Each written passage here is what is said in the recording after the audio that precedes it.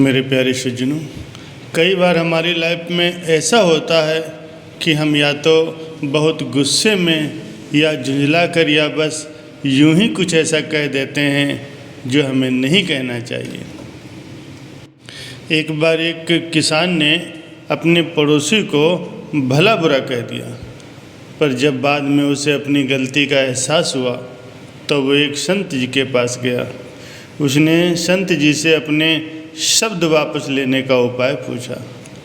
संत ने किसान से कहा, तुम खूब सारे पंखों को इकट्ठा करो और उन्हें शहर के बीचों बीच ले जा कर के रख दो। किसान ने ऐसा ही किया और फिर संत जी के पास पहुंच गया। तब संत जी ने कहा, अब जाओ और उन पंखों को इकट्ठा करके वापस ले आओ।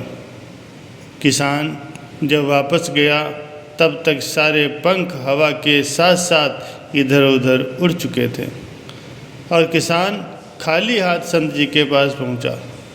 तब संत जी ने उससे कहा कि ठीक ऐसा ही तुम्हारे द्वारा कहे गए शब्दों के साथ होता है। तुम कह तो उन्हें आसानी से देते हो, लेकिन चाह कर भी इन्हें वापस नहीं ले सकते। सज्जनों, कुछ कड़वा बोलने से पहले याद रखो कि भला बुरा कहने के बाद कुछ भी करके अपने शब्द वापस नहीं लिए जा सकते। हाँ, उस व्यक्ति से जा कर के आप क्षमा जरूर मांग सकते हो और क्षमा मांगनी भी चाहिए। हमारा ह्यूमन नेचर कुछ ऐसा होता है कि कुछ भी कर लीजिए, इंसान कहीं न कहीं तो हर्ट हो ही जाता है। जब आप किसी को भला बुरा कहते हैं तो वह उसे कष्ट पहुंचाने के लिए होता है, पर बाद में वो आपको ही अधिक कष्ट देता है। खुद को कष्ट देने से क्या लाभ। इससे अच्छा है किसी की कड़वी बातें अगर कोई कह रहा है तो उसे आप चुपचाप सुन लीजिए और हो सके तो उसे माफ़ कर दीजिए, क्योंकि बहुत से लोग अपने अंदर गुस्सा, ईर्ष्या, द्वेष और गलत शब्दों का भंडार लेकर घूमते हैं। जहाँ कहीं मौका मिला नहीं, वो तुरंत बाहर निकालने लगते हैं। एक बार एक आदमी टैक्सी से एयरपोर्ट जा रहा था। टैक्सी वाला कुछ गुनगुनाते हुए बड़े इत्मीनान से गाड़ी चला रहा था कि अचानक एक दूसरी कार पार्किंग से निकलकर एकदम से रोड पे आ गई। टैक्सी वाले ने तेज़ी से ब्रेक लगाई, गाड़ी स्किड करने लगी और बस आधा एक इंच सामने वाली कार से लड़ते लड़ते बच गई। उस आदमी ने सोचा कि टैक्सी वाला कार वाले को भला बुरा कहेगा, लेकिन इसके उलट सामने वाला ही पीछे मुड़ करके उसे गालियां देने लगा।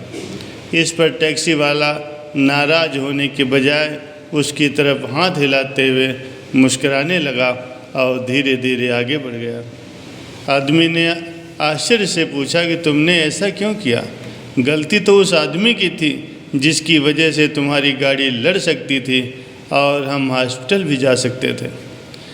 टैक्सी वाला बोला, सर जी, बहुत से लोग गार्बेज ट्रक की तरह होते हैं जो बहुत सा कूड़ा उठाए हुए चलते हैं। हर किसी से नाराज़ और निराशा भरे, ईर्ष्या भरे। जब उनका कूड़ा बहुत ज़्यादा हो जाता है तो वे अपना बोझ हल्का करने के लिए इसे दूसरों पर फेंकने का मौका खोजते हैं।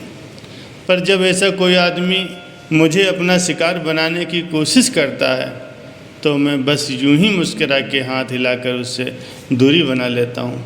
किसी को भी उसका कूड़ा नहीं लेना चाहिए। अगर ले लिया तो शायद हम भी उन्हीं की तरह इसे इधर उधर फेंकने में लग जाएंगे। घर में, ऑफिस में, सड़कों पर और माहौल को गंदा कर देंगे।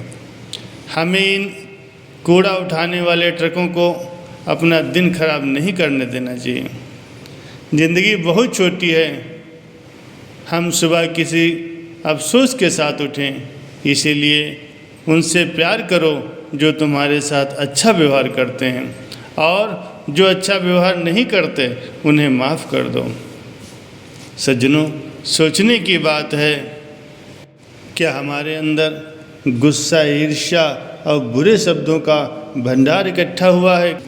ये कहानियों से सीख लेते हुए हम खुद गुस्सा करने से बचें और फ्रस्ट्रेटेड लोगों से उलझने के बजाय उन्हें माफ़ करना सीखें।